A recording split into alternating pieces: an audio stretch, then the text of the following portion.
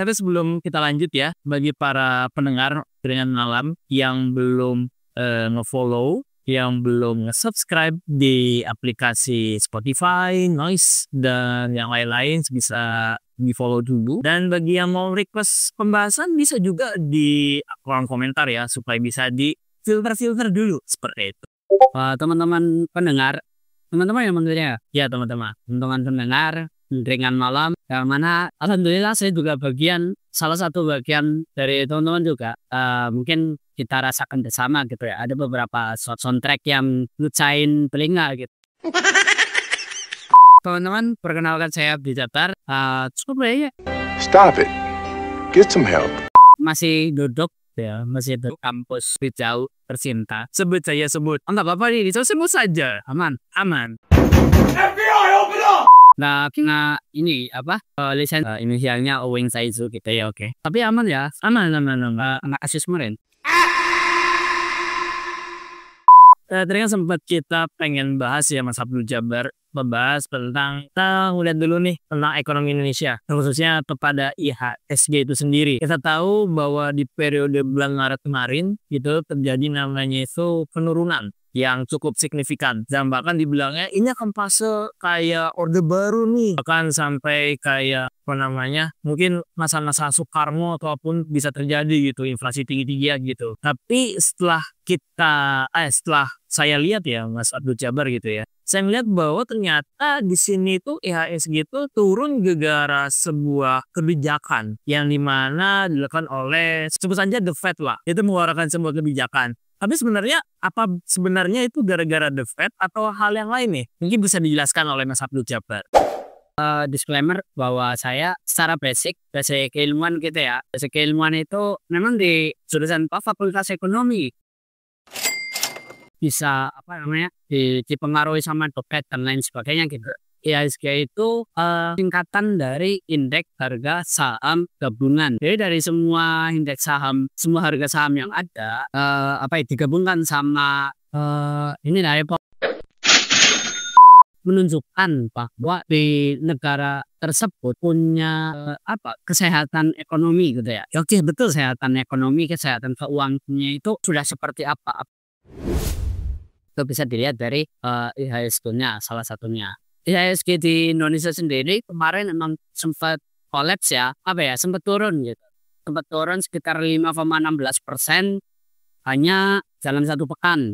Ya, tepatnya tanggal 3 kemarin sampai 7 Februari 25 kemarin. Yang itu berkantor di Amerika Serikat, itu menunjukkan atau memberikan sekitar 4,25% hingga 4,5%. Acuan ini lumayan gede nih pengaruhnya ke Indonesia. Nah, kasus-kasus kemarin mungkin teman-teman sempat baca ya, kurang lebih saya gitu. Nah makanya itu memang negara federal dari Amerika ini memang cukup luar biasa ya. We interrupt this broadcast to bring you some breaking news. Jadi teman-teman budiman, para pendengar setia yang masih stay tune dari episode ini, bagi yang nggak tahu nih, The Fed ini merupakan The Federal Reserve System atau bahasa Indonesianya bagi yang nggak tahu nih, yakni adalah Bank Sentralnya Amerika Serikat. Mungkin bahasa gampangnya gini deh, lu pada bayangin jika The Fed ini tuh seperti layaknya ibu negara. Jadi untuk semua bank di Amerika itu dipegang oleh si The Fed itu sendiri. Jadi dialah yang pemegang kendali, dia yang memegang aliran suku bunga, bahkan sampai kesehatan ekonomi AS dan lain-lain. Dan terlebih lagi dia berdiri pada tahun 1913 yang dimana dia itu salah satu penguasa printing gitu loh. Sebenarnya dia tuh printing juga sebenarnya. Cuman ini bagian sini mungkin gue minta dikoreksi oleh teman-teman yang lain. Dan kita lanjut kepada sesi yang tadi. Here we go. Sempat juga saya baca gitu ya, setelah The Fed itu mengeluarkan sebuah kebijakan ya Mas Abdul Jabar, itu benar-benar berdampak kepada sikap dari investor tuh pada keluar loh secara tidak langsung gitu ya, secara tidak langsung ataupun secara langsung itu sendiri gitu. Itu benar-benar berdampak ke kita nggak sih? Atau malah ibarat kata ya udahlah kayak menurut Bapak Presiden kita gitu. Dan saya kasih tahu itu ya, main-main saham itu kalau orang kecil ya pasti kalah. Itu untuk orang kecil itu biasanya sama dengan judi itu. gimana ya, gue pengen interpretasikan tapi ingatnya lagi UU ITE itu sekarang udah tidak berlaku lagi kepada pemerintah karena kemarin banget ya. Sorry, bukan kemarin, kayaknya beberapa minggu yang lalu lah. Itu masih hangat juga mengatakan bahwa undang-undang ITE kepada pemerintah sudah tidak berlaku. Jadi masyarakat sudah boleh untuk memberikan sebuah kritik. Tapi ingat, kalau kita pakai akal yang cerdas, entah kalau misalkan yang pendukung 58 itu tuh atau 59 itu tuh mungkin pakai akal yang lain, mungkin kita kan harus bersugesti positif supaya menghasilkan opini yang positif juga seperti itu. Tapi balik lagi bahwa ya sekarang masyarakat sudah boleh memberikan kritik kepada pemerintah, entah dari kebijakannya, penanggulangannya, atau mungkin yang lain. Tetapi kalau yang tadi yang kutipannya Bapak Presiden itu saya no comment karena cukup bahaya, takutnya podcast saya hilang seperti itu. Sangat berpengaruh ke ekonomi global, serta ekonomi seluruh dunia gitu. Karena memang dolar dari Amerika itu adalah mata uang yang diakui oleh seluruh dunia. Jadi naik turunnya dolar itu juga mempengaruhi naik turunnya ekonomi yang ada di Indonesia dan juga seluruh dunia yang lain. Ketika IHSG itu turun, kemudian mereka dari The Fed itu memberikan semacam kebijakan gitu ya. Katakan kebijakan terkait ekonomi. We interrupt this program to bring you an important announcement. Jadi teman-teman, para angkringan malam, mungkin dari tadi kalian menanyakan isi kebijakannya apa, itu apa, ini apa, A, I, U, E, O. Sebenarnya ada satu kebijakan, sebenarnya nggak cuma salah satu sih, cuman akan gua sampaikan secara singkat saja, karena ini merupakan sebuah breaking scene atau mungkin bahasanya itu kayak pelengkap saja dari podcast ini. Yakni kita tahu bahwa dengan ada namanya the Fed fund rate atau mungkin bahasanya itu menaikkan suku bunga supaya untuk meredam inflasi yang masih jauh di atas target 2%. Nah, kenaikan ini membuat kayak biaya pinjaman di AS atau Amerika Serikat itu makin mahal sehingga konsumsi dan investasi sedikit tertahan. Tujuannya agar inflasinya melambat.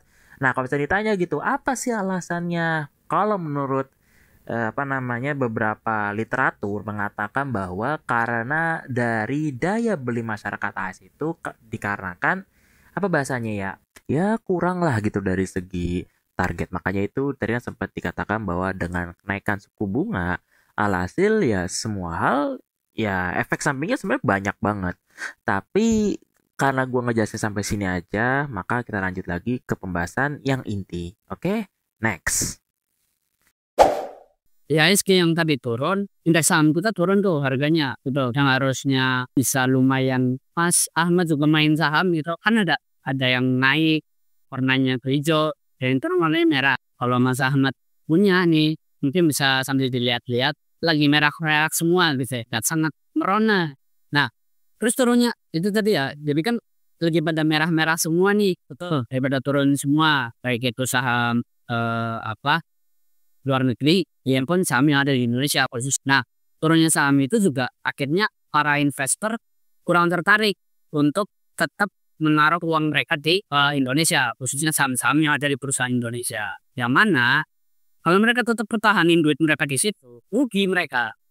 Makanya ditarik tuh, tarik. Nah,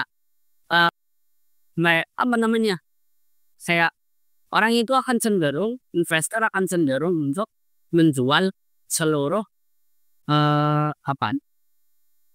lot saham, aset dia berarti ya, aset saham mereka, bukan aset pribadi ya,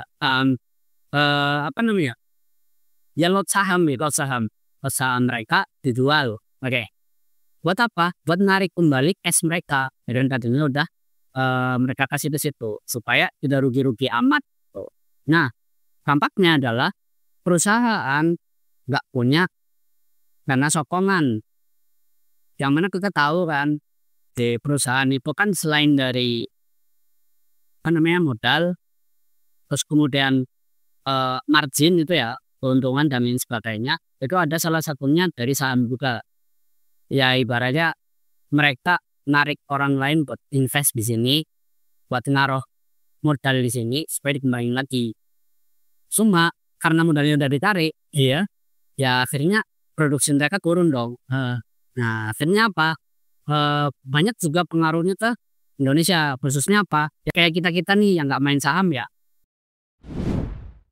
Oke, Mas Abdul Jabar, mungkin kita lanjutin lagi pembahasan yang lebih in-depth supaya kita bisa menemukan celah yang ternyata cukup wow banget nih dari sini. Nah, kita sebut saja mengenai Danantara. Kita tahu Danantara itu memiliki target sebesar 8% supaya bahasanya itu apa ya, katanya untuk bisa membangun ekonomi Indonesia tuh lebih unggul.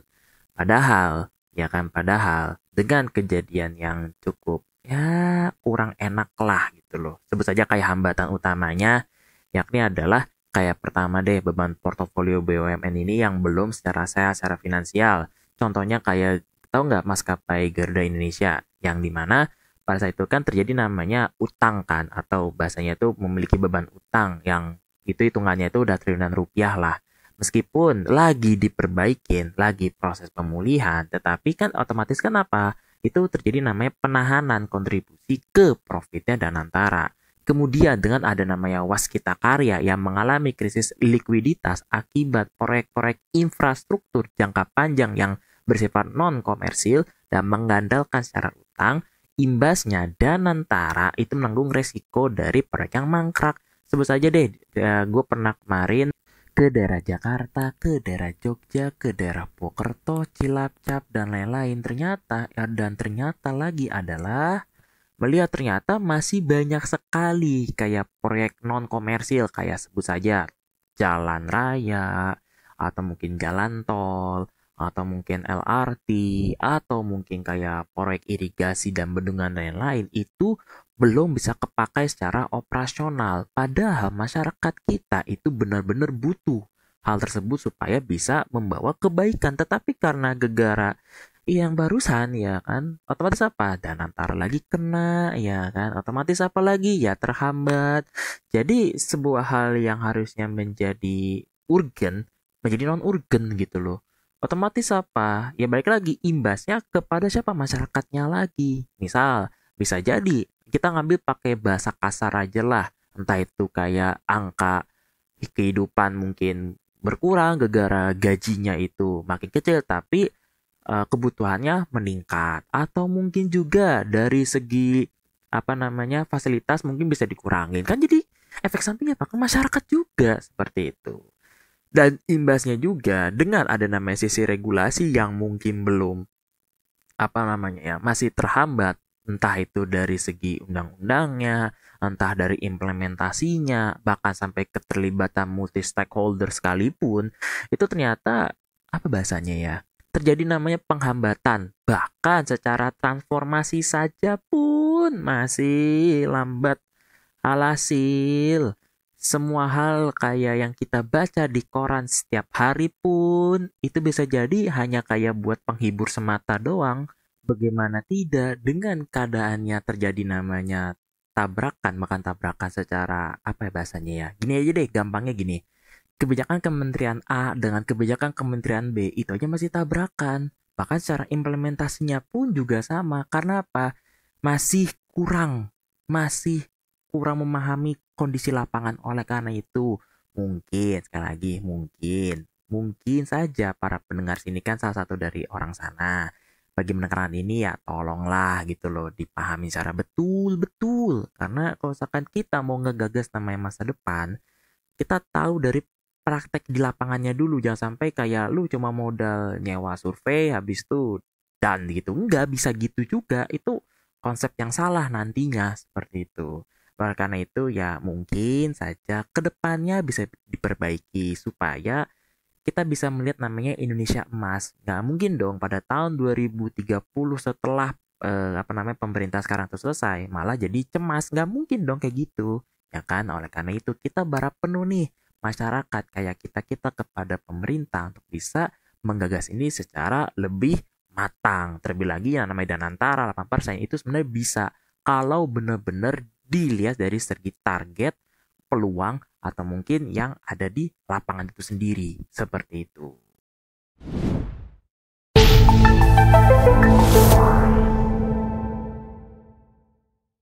Oke teman-teman para abingan malam yang masih tetap setia mendengarkan di episode ini. termasuk dalam segmen yang dimana itu lebih dalam lagi, lebih gelap lagi, tapi dibawa dengan gaya khas kekinian supaya tidak ketangkap. Kita tahu bahwa IHSG ini tuh tadi sempat sudah disampaikan di segmen sebelumnya ya, yakni adalah anjlok sampai di angka 6 komaan lah. Bahkan kalau misalnya kita pakai kata poin itu hilang sebanyak 395 poin dalam sehari gitu malahan. Dan kalau bahasa kasarnya nih, kamu itu lagi fase diet, tiba-tiba malah disuruh makan ayamnya tuh 2 ekor gitu. Ya gimana mau diet gitu ya, pasti kan menjaga gitu ya kan. Tetapi yang menjadi efek sampingnya atau mungkin kalau kita lihat dari implikasinya, yang ini adalah tadi sudah sampaikan juga di segmen sebelumnya gitu tentang kayak paniknya seorang investor, bahkan ini juga sempat disampaikan oleh Bapak Antoni Budiawan, dia itu merupakan seorang dari bahasanya pengamat ekonomi lah, yang dimana dia itu mengatakan bahwa ekonomi Indonesia itu akan menjadi akan lebih buruk gitu kalau misalkan kondisinya masih seperti ini gitu, bahkan cenderung pesimis gitu kalau misalkan kondisi, situasi dan regulasinya agak kurang menguntungkan kepada masyarakat atau mungkin kepada orang-orang yang benar-benar bisa memutarkan keuangan Indonesia itu sendiri gitu. Walaupun sempat kayak bahasanya dikasih nama ya suntikan modal buat kayak ini itu hal yang lain, bahkan sampai hal-hal yang dibikin namanya holding BUMN yang tadi sempat dikatakan oleh Mas Abdul Jabbar tentang Danantara, tetap saja terlihat bahwa ini masih cukup kurang gitu loh. Meskipun sekarang kita lihat di periode di bulan April sebut saja tanggal 10 lah, itu naik 1%, tetap saja masih kurang gitu. Tapi malah digembor-gemborin oleh berita atau di framing adalah 1% itu udah lebih baik. Padahal kemarin itu turunnya itu 2-3% gitu. Kan menjadi kayak nalar logikanya tuh mana gitu loh. Tapi ya sudahlah lu, namanya juga negara tercinta. Kan yang namanya perbuatan yang baik kan perlu kita puji. Betul ya Mas Abdul ya? Apresiasi itu penting. Seperti kayak MU. Tetap konsisten meskipun pelatihnya bodoh. Berhasil bertahan. Fungsinya apa? Sabar. Itu kayak MU itu fundamental tuh melatih MU. Meskipun sekarang lagi menang, lagi menang. Tapi kita balik lagi kepada IHSG itu sendiri ya. Begini Mas Abdul Jabbar. Tadi sempat kita bahas panjang kali lebar banget nih sampai kita bahas Danantara dan lain gitu. Bahkan mohon maaf, bukan Dirgantara tapi ke Danantara itu sendiri. Kayak gitu ya. Gitu. Bahkan sampai kayak rupiah dan lain gitu. Tapi sebenarnya kita lihat kita ngomong lapangan pekerjaan dulu deh. Itu berdampak gak sih sebenarnya? Atau malah kayak ini biasa aja lah. Kalau buat lapangan pekerjaan di Indonesia secara umum, karena perusahaan itu kan trennya kita lagi turun gitu ya. Ya, lagi banyak yang PHK, lagi mengurangi orang-orang orang-orang yang masuk ke perusahaan, misalnya. Kemudian karena rupiah juga lagi kurang stabil, dengan kebutuhan masyarakat juga pasti banyak dan mereka pasti butuh pemasukan. Nah, sedangkan perusahaan itu kan lagi mengurangi, ya pasti kita harus cari alternatif lain lah. Ya, salah satunya mungkin dengan cara bikin usaha sendiri. Tapi bikin usaha sendiri juga nggak mudah. Jangan orang-orang yang kalau kita ngandelin ada nih orang-orang yang punya duit, terus kemudian pasti mereka bakal nyediain lapangan usaha kok buat masyarakat Indonesia. Jangan pernah berharap sama orang lain gitu. Terakhir kali saya berharap juga sia-sia. Udah. Stop it. Yang cintanya nanti dulu Mas. Ini sesi ekonomi Mas. Get some help. Memang lagi malam minggu, efek sampingnya gede memang ya. Pressure-nya gede buat bintang tamu saya yang ini. Tadi balik ke tadi ya. Jadi kita jangan berharap ke orang-orang yang mungkin mereka punya uang. Secara trennya itu mereka juga pasti jaga uang mereka. Jadi nyimpen dana mereka untuk kehidupan mereka sendiri. Kita kan nggak tahu kedepannya ekonomi itu bakal naik atau bakal tetap turun.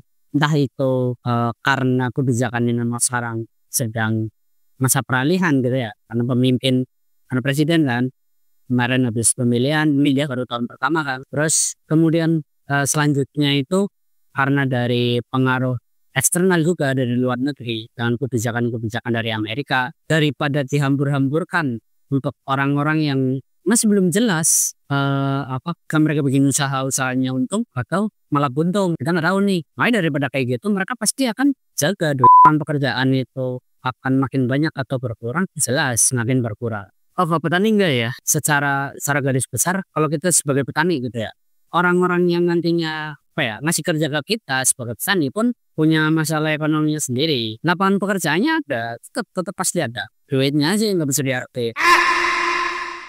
Karena kan ya pengepul juga lagi turun kan, harga kita turun, pengepul pasti juga lagi turun, harga mereka juga duit mungkin mereka pentek lah. Kita bakal dibayar lapangan pekerjaan tetap ada mungkin, kalau di pertanian pasti ada. Cuma ya tadi untuk memenuhi kebutuhan kita sehari-hari secara seluruhnya kita bakal kesulitan. Karena baik lagi ya, tadi kan sempat Mas Abdul mengatakan bahwa lapangan pekerjaan itu sempit, berarti otomatis kan secara pendapatan lain juga semakin kena juga dong, secara langsung lah bahasanya gitu. Tapi kalau kita lihat nih, ya teman-teman langganan malam dan juga Mas Abdul ya, kalau kita lihat secara seksama gitu, ya segini kan juga berdampak kepada penerimaan pajak negara, yang dimana kalau misalnya perusahaan itu ngasih pajaknya kecil, otomatis apa ya, pajaknya sebuah negara kan juga berdampak juga dong secara kecil ya kan. Otomatis apa? Secara ya BUMN-nya turun performa, dividen negara juga menurun, plusnya lagi akan berimplikasi terhadap proyek-proyek infrastruktur itu terkena. Bahkan efek dari tidak cuma gegar efisiensi anggaran, itu juga sama gitu. Kemarin saya sempat main ke daerah Jakarta, Jogja, sama daerah Bandung, itu menemukan beberapa titik-titik infrastruktur itu belum selesai. Katanya belum ada budget yang turun. Mungkin bisa jadi gegara itu mungkin ya. Tapi bisa jadi juga gegara ini ya IHS itu sedang turun gitu. Atau mungkin ada faktor-faktor lain yang mungkin para pendengar itu bisa bisa kalian ketik di kolom komentar supaya bisa ditambahkan, atau mungkin bisa menjadi sebuah feedback kepada kita-kitanya yang sedang menyampaikan di episode ini, seperti itu. Dan ini juga nih ada hal yang seru loh, ternyata nih Mas Abdul Jabar gitu, yakni adalah kalau misalnya kita lihat nih IHSG turun, pendapatan ya turun, lapangan pekerjaan turun, apakah kita berhemat di era sekarang itu masih efektif? Misalkan kayak makan yang awal 10.000 tiba-tiba jadi 5.000 gitu. Atau mungkin yang dulunya kasih makan siangnya itu 12.000 jadi 5.000. Bahkan yang awalnya mau dikasih nutrisi gizi malah jadi disuruh makannya apa? Batagor, cuangki, somai. Itu gimana tuh? Stop it. Problem yang baru ya malah muncul ya. Iya. Kan dibilang ini tuh BUMN cukup lumayan banyak sebenarnya. Kita kaji lebih dalam gitu ya. Cukup lumayan banyak ini sebenarnya. Jadi kalau tadi ya kayak karena tadi terkait pajak macamnya kecil, terus kemudian dividen negara juga kecil, dan APBN keuntungannya juga kecil lagi ya, keuntungan juga kecil. Kalau kita lihat kalau secara teori namanya kebijakan fiskal ya, yang fiskal. Yang mana ngatur pemasukan sama pengeluaran dari negara. Nah, jadi sebenarnya ada sebuah pertanyaan juga ke Mas Ahmad ini. Ya, gimana tuh? Anda dengan keadaan ekonomi yang lagi seret, jalan-jalan itu gimana ceritanya?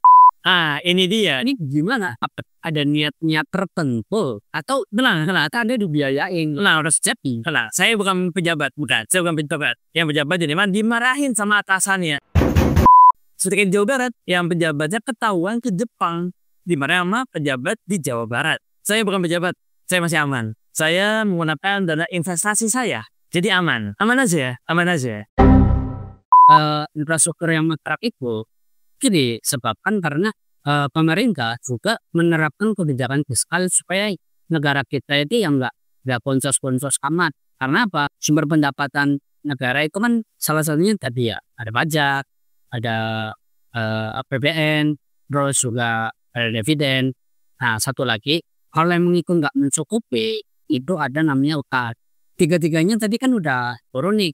Nah, sedangkan kebutuhan yang tadi kan katanya dana ya apa namanya, dananya belum turun nih. Iya, dan belum turun. Karena apa? Ya pertama ya karena duit dari negara mungkin belum turun. Dampaknya ya salah satunya kayak kasus kemarin, tahu yang sedan terbang itu. Tahu nggak ya sedan terbang? Oh itu bukan sedan Pak.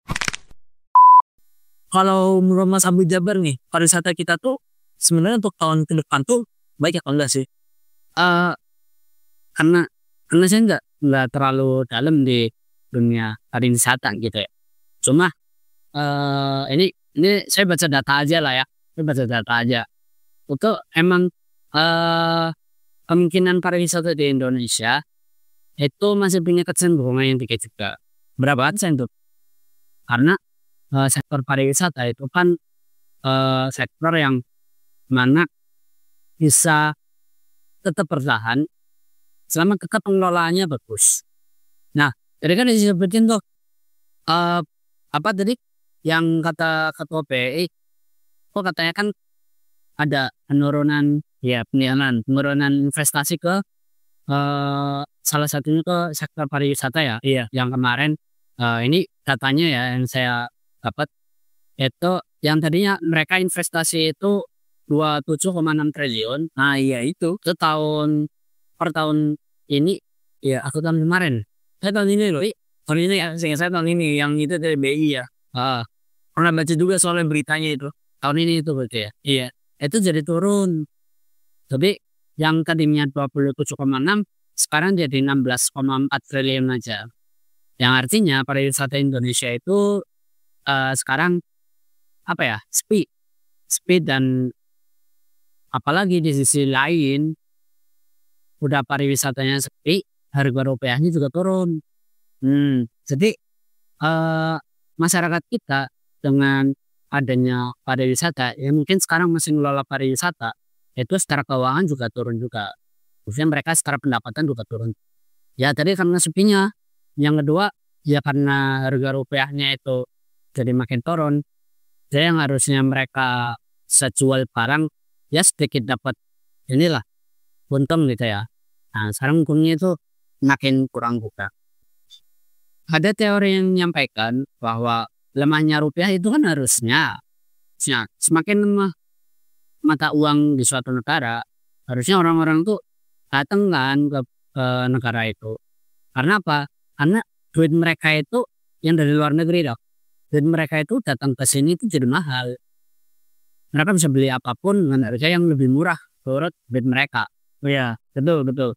Tapi tren sekarang faktanya adalah wisatawan dari luar negeri kayak contohnya dari Cina nih itu turun 15,3%, dari Singapura turun 9,7%, dari negara Australia turun 11,2%.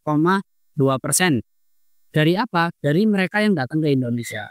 Jadi turis-turis itu yang datang ke Indonesia itu berturun secara persentasenya.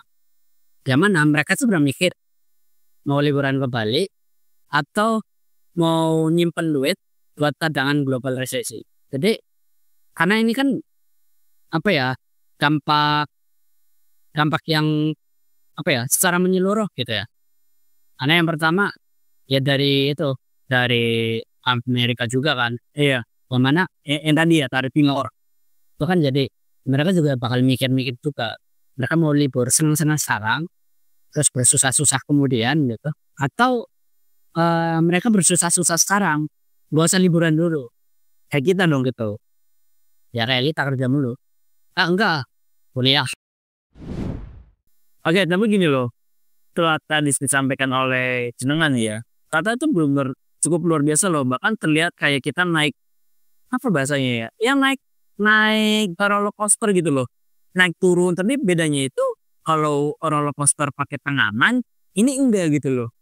Karena baca lagi kita mau pakai apa pengamannya? Pakai duit di dompet, gak bisa. Ya kan? Pakai pekerjaan apa yang bisa menghasilkan minimal ya. Minimal banget tuh 5 juta. Emang ada. Buat tingkatannya seorang kayak apa bahasa ya, fresh graduate. Meskipun ada mungkin ada. Tapi kan ada catatan banyak pengalaman dulu. Nah kalau yang mau misalkan kayak nggak punya pengalaman, sudah tidak langsung fresh graduate, apa kabar tuh? Sulit kan? Makanya Makanya kalau kita apalagi nih di daerah sini ya, Sebut saja. itu boleh nih sebut Boleh. daerah Banyumas gitu ya. Iya. Daerah Banyumas kan UMR-nya itu sekitar 2,2 apa ya? 2,3. 2,3 ya. Buset 2,3. Ih, ayo kagak lah. Aku tuh sudah gak kuat Tuhan. Why gitu loh. Krisnya teh edan. Terus sekali bayaran bayar itu dong. Halo. Gitu lah mau. Halo Bapak Bupati Banyumas. Ada nama ini ya. Tolong bayar Bupati. Itu tugas Anda, Huts. Datangin jadi kamu di sini. Nanti insya Allah PJ Bupati. Tadi sempat gini. Tadi sempat Mas Abdul membahas tentang berarti emang secara dampak secara besarnya emang kerasa banget ya. Ada satu kata yang pengen saya sampaikan gitu. Cuma lupa nih tentang. Oh ya, sebut saja tadi tentang. Tapi ngebahas tentang ini, kita lihat juga nih. Tadi sempat saya pengen bahas tentang pariwisata ataupun yang lain. Tetapi anehnya adalah kalau kita lihat secara data 25 tahun terakhir, pariwisata kita itu bisa pulih 2,4 kali lebih cepat dibanding manufaktur pasca krisis. Maksudnya era sekarang loh. Di tahun ini, di tahun 2025, oke lah kita pakai rank-rankan aja deh. Di tahun 2022 sampai tahun 2025 itu pertumbuhannya stagnan di angka 2,45 menurut data BUK. Seingat saya masih kayak gitu, 2,45 atau 2,35 gitu. Kalau jangan salah tolong dikoreksi ya para pendengar ya. Tapi itu aja masih kayak gimana ya? Apa kabar tahun ini gitu loh? Kok nggak ada sama sekali yang bisa dia katakan kayak apa bahasanya ya? Fata Morgan yang indah gitu loh. Kenapa itu coba? Apakah gara-gara sekali lagi gara-gara kesalahan regulasi kah? Atau mungkin gara-gara kebijakan efisiensi anggaran kah? Atau ada faktor lain? Ya nggak sih? Ya jelas pasti ada beberapa faktor yang mempengaruhi lah. Ibaratnya itu kita masih masa transisi dari pemerintahan sebelumnya dan yang sekarang. Sedangkan kebijakan pemerintahan sebelumnya dan sekarang itu kan pasti berbeda. Enggak, sama aja. Berbeda Pak. Banyak efisiensi. Terus hilirisasi. Nggak ikut udah. Loh, hilirisasi? Loh, kalau kamu ada uang hilirisasi. Saya tidak tahu hilirisasi, mohon maaf teman-teman. Oke, lanjut ya, aman ya. Lanjut. We interrupt this programming to bring you some important messages. Jadi teman-teman budiman yang masih berbahagia, jadi simpel saja hilirisasi itu kalau menurut Bapak Wakil Presiden ya kan, yang dimana itu tidak asal sekedar mulut manis ya, enggak, dia kan orang penting, kan memberikan sebuah ucapan yang penting juga kayak gitu. Jadi intinya adalah sebuah artikulasi mengenai strategi untuk transformatif yang menyentuh jantung ekonomi lokal dan nasional. Dan kalau misalnya kita lihat dari beberapa literatur, yang pertama dia itu dengan pendekatan dari developmental state theory.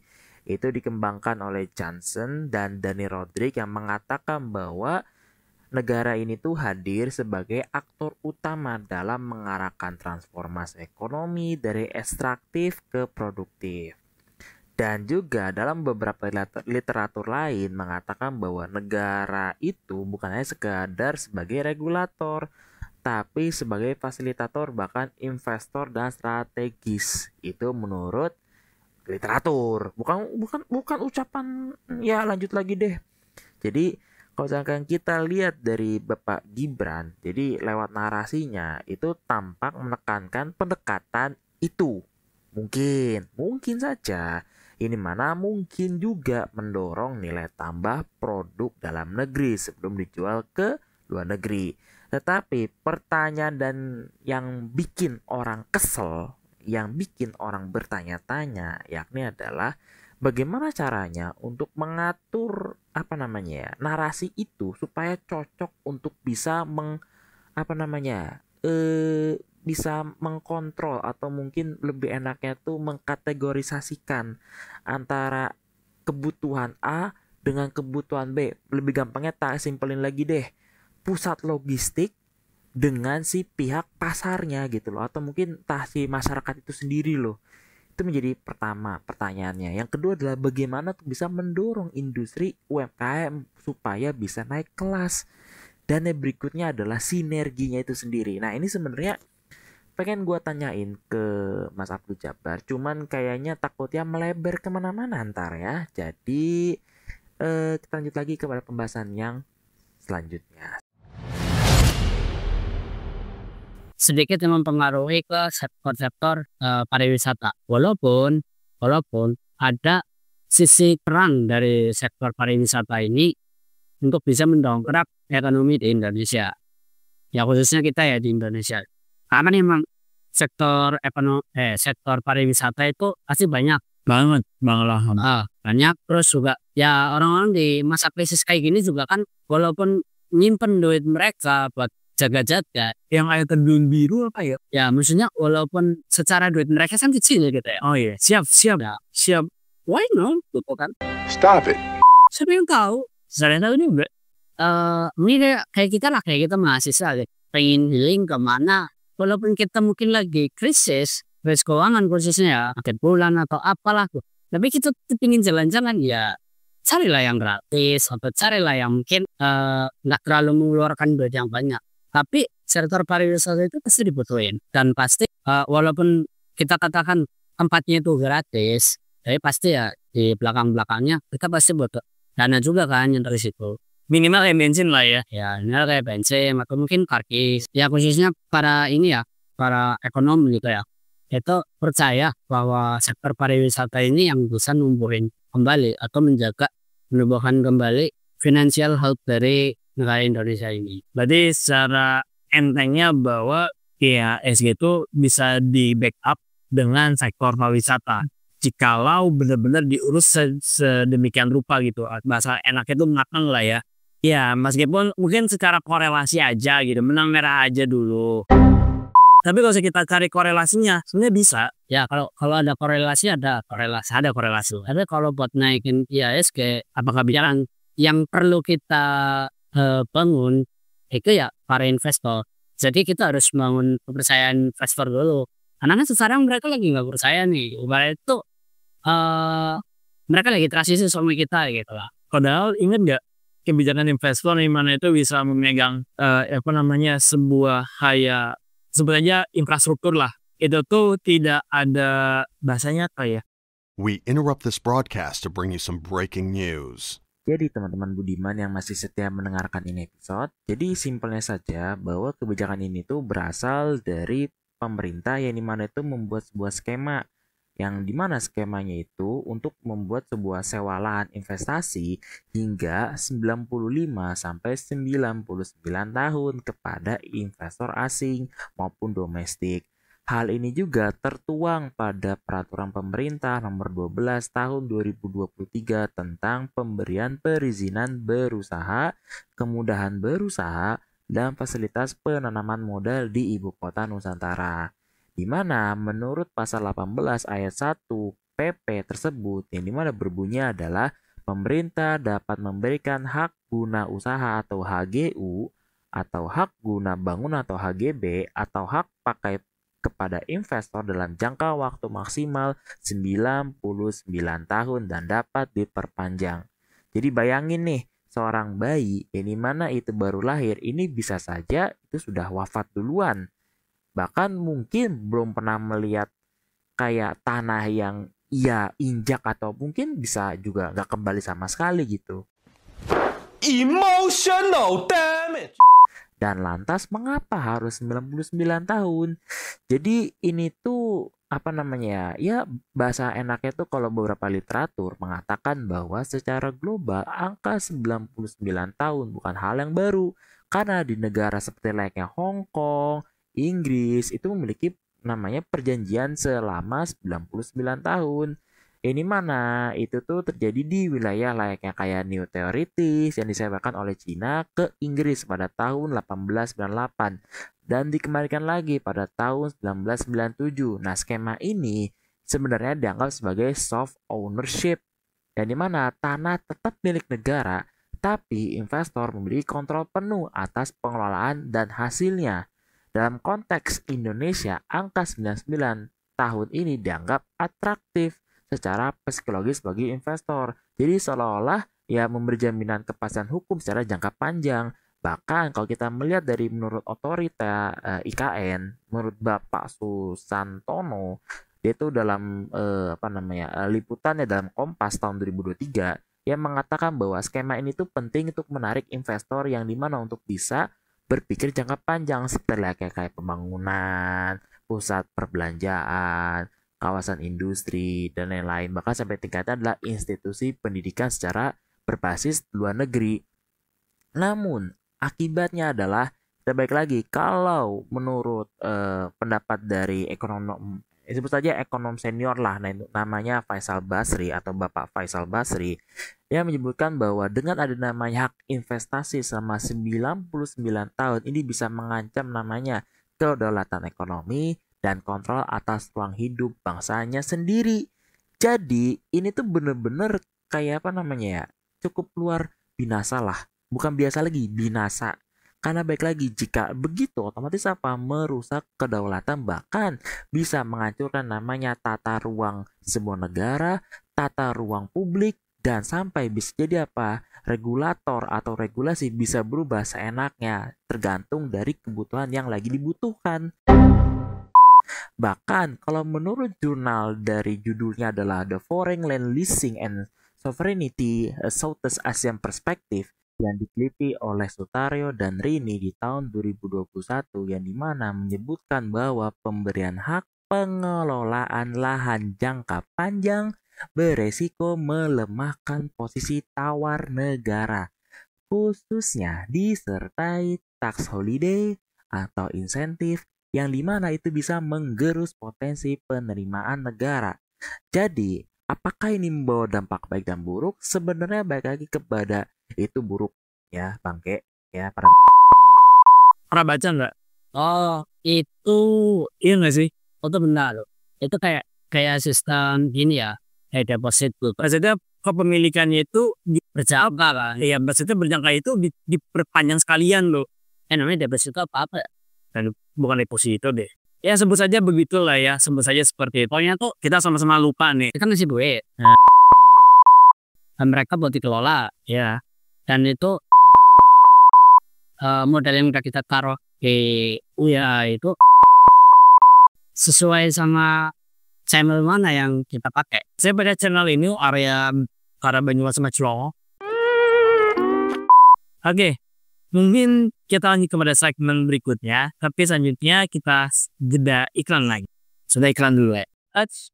Ini segmen mungkin selagi siap penutup ya. Dan segmen ini mungkin ditunggu oleh kayaknya aja dulu gitu.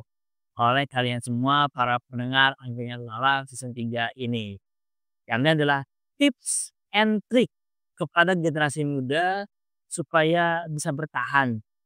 Tambah lagi kan kita tahu sama bahwa tadi sudah sampaikan panjang kali lebar dengan lega gitu ya tentang IHSG berdampak kemana aja.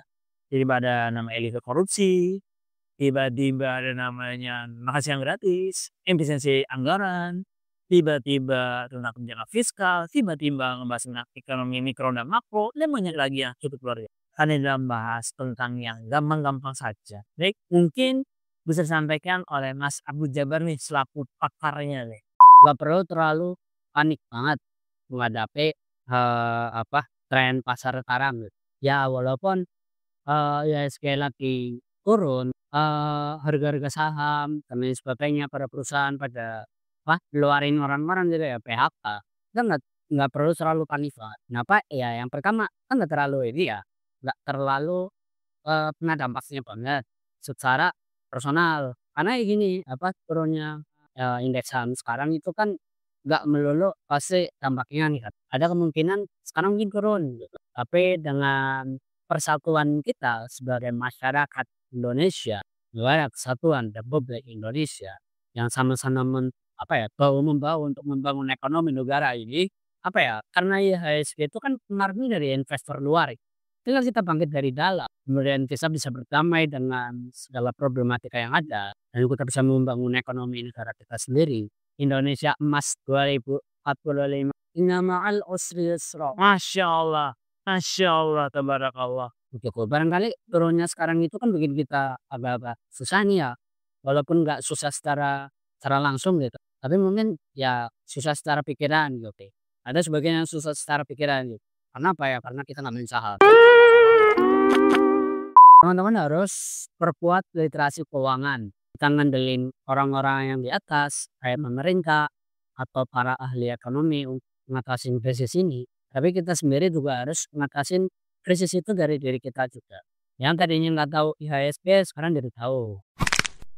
Walaupun kata orang ya, orang korupsi itu adalah budaya orang-orang di sana. Sebut saja Pak Belanda. Bukan sih. Belanda itu tidak mengajarkan korupsi. Bukan, masalahnya orang Belanda pernah bilang gini, nenek moyangku seorang korupsi. Ada satu negara yang kayak Norwegia kalau nggak salah. Dia bisa ngatasin permasalahan korupsi cuma dalam satu malam. Presiden keberapa ya? Yang ngatasin korupsi cuma dalam satu malam. Cuma ya agak susah. Nah, kita harus mengorbankan salah satu partai. Ya kalau ini kita bahas negara luar ya, yang dikorbannya itu adalah jadi mereka memecat orang-orang yang ada di aparat keamanan itu seluruhnya karena permasalahannya itu ada di mereka, yaitu ya secara khusus apa sih namanya, pungutan liar.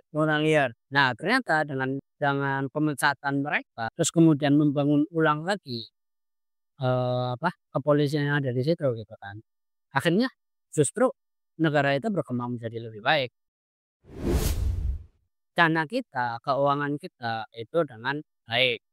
Jadi kita punya duit berapa nih sekarang, itu harus dikelola dengan baik. Mana yang nantinya jadi dana darurat, mana yang bisa dipakai sekarang, dan mana yang nantinya kita gunain untuk putar.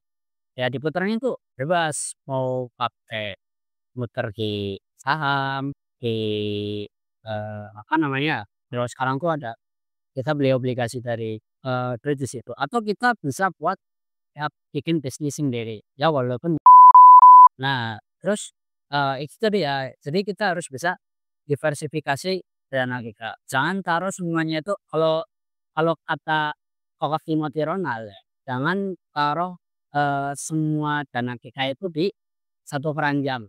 Itu ya teman-teman, yang pertama adalah jangan panik, tenang aja, tapi jangan terlalu chill boy, jangan terlalu santai. Kita juga harus tetap perkaya literasi kita dengan perkuat literasi keuangan kita.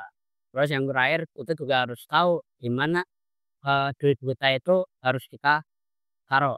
Mulai itu buat kehidupan kita sehari-hari, buat makan, buat bensin dan lain sebagainya, atau nantinya buat dana cadangan. Barangkali Mas Ahmed ini udah nabung buat nikah. Gimana? Oke, Kapten Mas saya tiba-tiba udah bahas nikah ya, the hell.